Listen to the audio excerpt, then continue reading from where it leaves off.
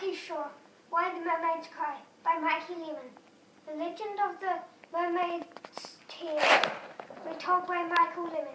Once there was a mermaid. She had fallen in love with her sea captain.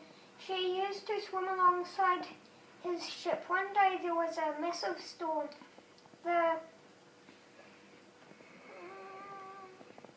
mermaid watched as the captain was thrown from the wheel of the ship and nearly drowned.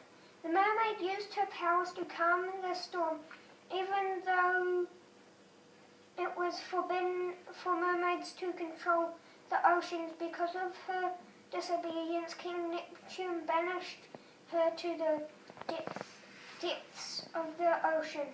She cried and cried for her captain. To this day we can see her tears wash up on the beach as mermaids' tears or sea glass. Why do mermaids now cry plastic? Noodles are plastic pellets. They are little round balls of plastic that I found a lot of at Evans Bay. It is mixed up with all the very fine bits of wood that have washed down from the Hutt River. Noodles are used to mold new plastic items and are imported into New Zealand, so I guess these either fell off a ship into the harbour or washed down drains in the Hutt and arrived in Evans Bay with the currents.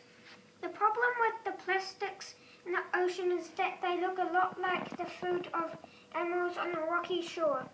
These noodles look like fish eggs, and plastic bags can resemble jellyfish when floating in the tide.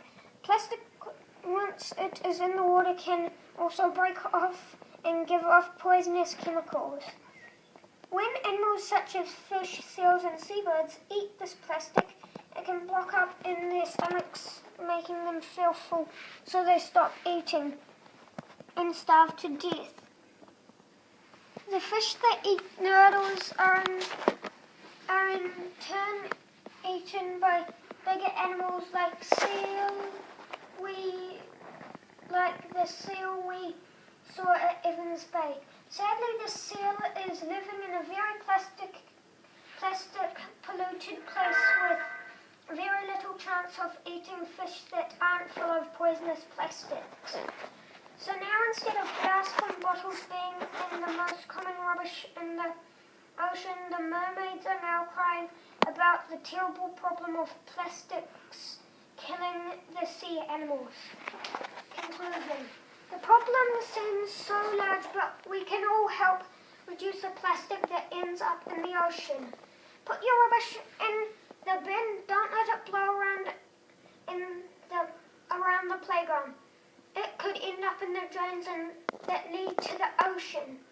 Go to the beach cleanups and help your local beach. Melbourne Cleanup meets at the playground on the first Sunday every month at 10 a.m. Sea Shepherd cleans Evans Bay.